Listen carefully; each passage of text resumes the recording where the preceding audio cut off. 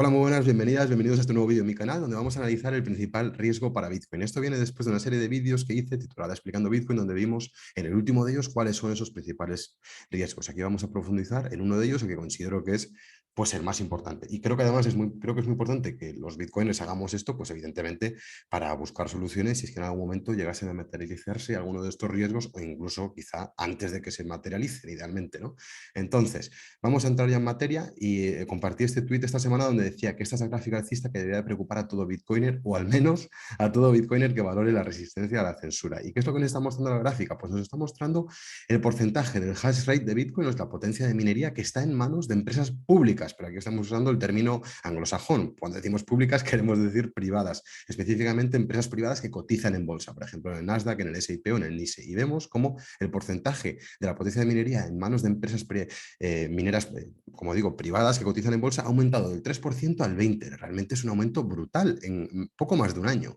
Es una tendencia muy fuerte al alza y creo que es muy preocupante y realmente creo que simboliza el principal riesgo actual para la criptomoneda descentralizada, para la creación de Satoshi Nakamoto. Entonces vamos a repasar un poco lo que vimos. ¿Por qué tiene valor Bitcoin? Pues porque tiene una función de oferta predefinida y porque es resistente a la censura. Esto lo vimos en el primer vídeo de la serie que también tenéis en la descripción. ¿Y cómo funciona Bitcoin? ¿Cómo se asegura una función de oferta predefinida? Pues mediante una serie de nodos, una pluralidad de nodos distribuidos por todo el mundo. Un nodo es una computadora que la podemos ejecutar tú y yo o cualquier persona, donde se mantiene una copia del protocolo del software de Bitcoin. Además, pues una copia de la blockchain también. Y así, ninguno de estos agentes puede unilateralmente cambiar las normas, como puede ser la oferta, porque si lo hace, queda automáticamente expulsado del protocolo. Entonces, aquí es importante que haya una pluralidad de agentes, no de hardware. O sea, si hay 10.000 nodos o 50.000 nodos o 100.000 nodos, pero lo controlan tres agentes, pues esto es problemático, evidentemente. Lo que queremos es que haya muchos agentes con su propio nodo. Y lo mismo con la resistencia a la censura y universalidad de Bitcoin. ¿Por qué Bitcoin es resistente a la censura? Pues habíamos dicho en el vídeo 2 cómo funciona Bitcoin, que lo que hay es una red de mineros que también tiene que estar descentralizada, porque tenemos que hacer difícil que uno de estos agentes se haga con más de la mitad de la potencia de minería, porque si lo hace va a estar construyendo la blockchain más larga y eso le da un poder enorme sobre la capacidad de censurar, sobre la validación de transacciones. Y esto, como digo, lo vimos en este vídeo en detalle. Y aquí de nuevo es importante que haya una pluralidad de agentes. Da igual que haya 20.000 máquinas mineras o 100.000 o 500.000 si las manejan 3 o 4 corporaciones, no, pues porque eso no es descentralización en realidad. De nuevo queremos que haya una gran pluralidad de agentes, no de hardware.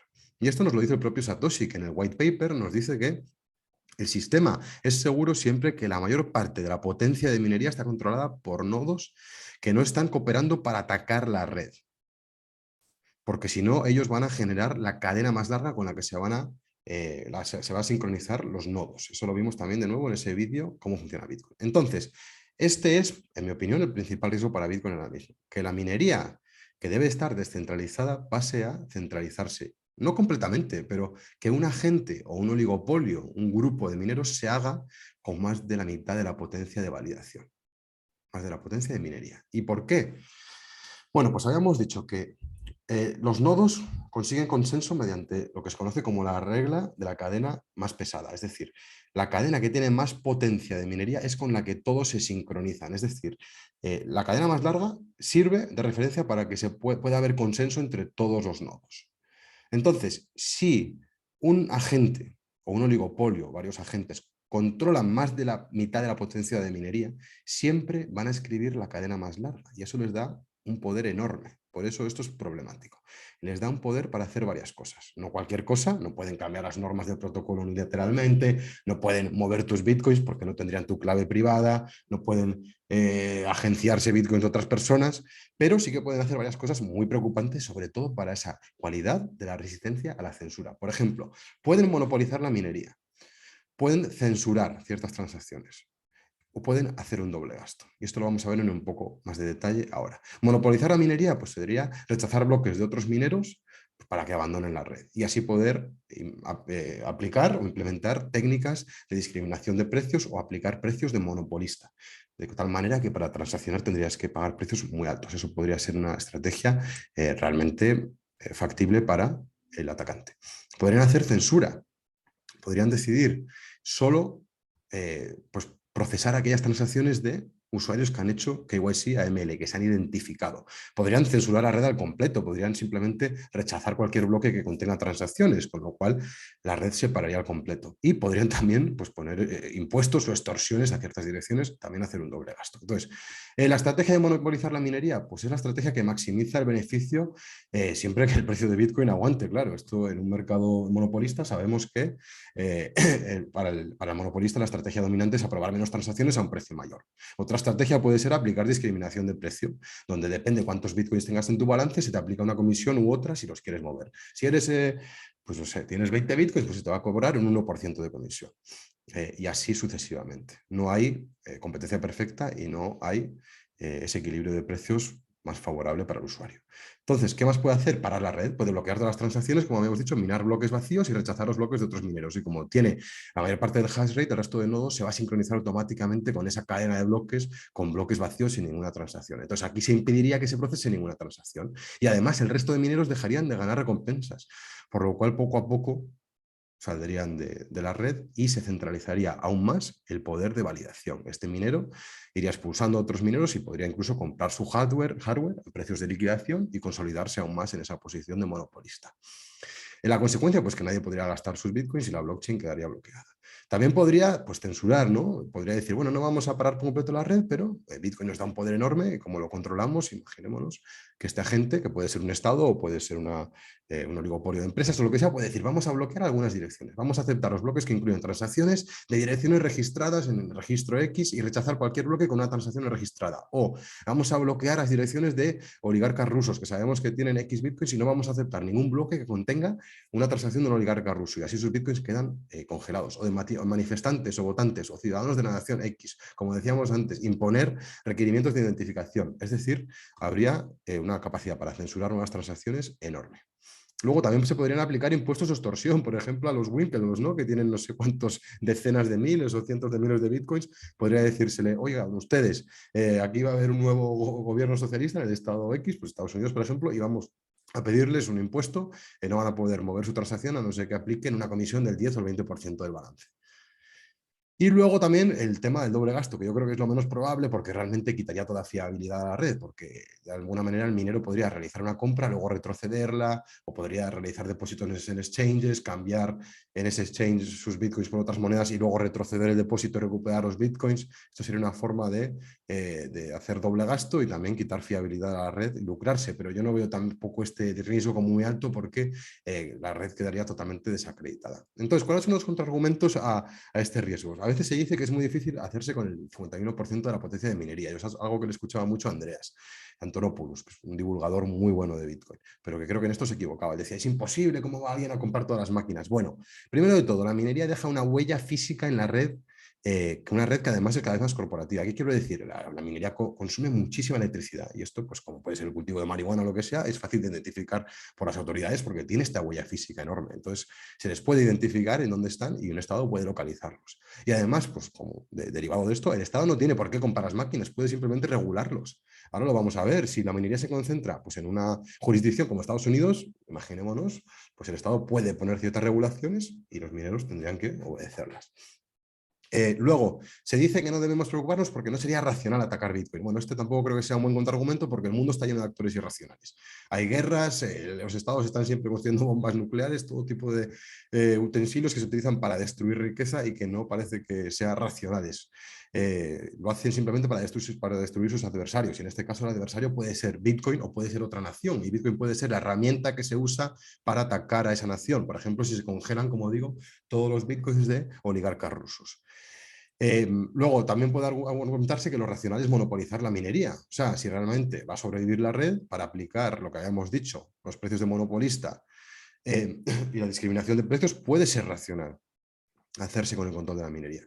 Y por último, se dice que esto es muy improbable que ocurra por razón X o Y. Bueno, puede ser, y yo espero que sí, evidentemente yo no quiero que esto ocurra. Pero incluso si fuera improbable, realmente representa un riesgo existencial, entonces no debería de ignorarse. De hecho, deberían de buscarse mecanismos de defensa, en mi opinión. Necesitamos planes de contingencia, mecanismos de protección.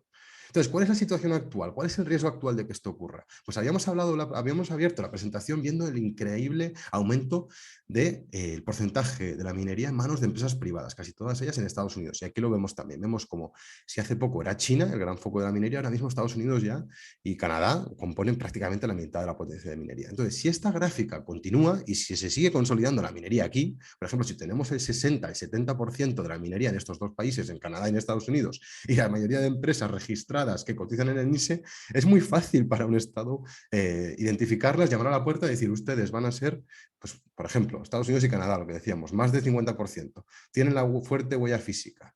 Entonces, pues, los estados podrían decir, vamos a declarar la minería de Bitcoin industria de seguridad nacional y vamos a imponer ciertas regulaciones o incluso integrarlo en el sistema financiero tradicional. Vamos a imponer requisitos de KIC y de AML para que todo el mundo que quiera transaccionar tenga que identificarse o vamos a pues, aplicar políticas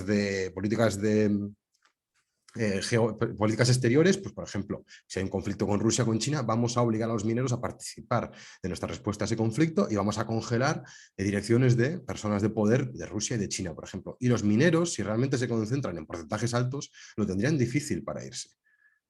Entonces, ¿cuál es la respuesta? No hacer nada, pretender que nada existe y como dicen los ingleses, sweep it under the rug. Pues yo diría que no. Hay muchas respuestas. Yo no voy a ser el que lo decida, pues es un tema que yo creo que hay gente pues muchísimo más competente para hacerlo, pero sí que creo que es importante que haya una conversación sobre esto. Y algunos de los mecanismos de defensa que yo he podido encontrar y que parecen racionales, pues puede ser, por ejemplo, disuadir al atacante mediante un cambio al mecanismo de consenso, que puede ser, pues, por ejemplo, cambiando el algoritmo criptográfico. En vez de usar SHA-256, usamos otro tipo de función criptográfica y así las mineras de todo el mundo, los mineros deshonestos y los honestos, quedan inutilizadas. Esto también plantea sus problemas que no vamos a ver aquí porque ya se está alargando mucho el vídeo. Pero se podría cambiar el mecanismo de consenso a Proof of Stake, a Proof of Authority, prueba de antigüedad, o incluso se podría... pero bueno, esto plantea enormes retos de gobernanza que vamos a ver más adelante. Entonces, luego también podría pensarse en una guerra de hash. Podríamos de manera voluntarista los bitcoiners ponernos a minar. Bueno, sí, podría ser una posible respuesta.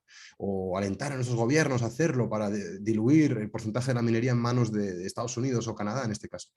Podríamos minar a pérdidas los bitcoiners. Uf, podría haber pues, otro tipo de motivaciones geopolíticas o respuestas geopolíticas. O bueno, igual hay gente que diría, no, vamos a aceptar un nuevo bitcoin que ya no es resistente a la censura, pero que sigue manteniendo su oferta predefinida. El segundo pilar de su propuesta de valor lo mantiene y pierde la resistencia a la censura, pero yo prefiero quedarme con esta tecnología que tiene una oferta limitada que arriesgarme a uno de estos cambios. Porque estos cambios realmente plantean enormes retos de gobernanza y de consenso social.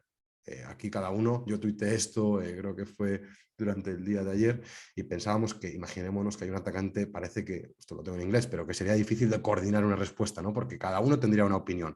Y justo lo que la prueba de trabajo de Satoshi Nakamoto nos hace es que nuestras opiniones sean irrelevantes, nos subordinamos a la cadena con más trabajo. Entonces, si la cadena con más trabajo es comprometida, es atacada, tenemos que encontrar una alternativa. Lo que pasa es que cada uno probablemente tendría sus argumentos. Tipo, no, la cadena más larga prevalece y ya está. Tenemos una moneda con función de oferta predefinida, pero que no resiste a la censura. O no, tenemos que estar comprometidos con la inmutabilidad, podría decir Nick Szabo. O algunas personas pues, podrían decir, no, la gente está muriendo en Ucrania, vamos a aceptar que se censuren las direcciones de Bitcoin de los oligarcas.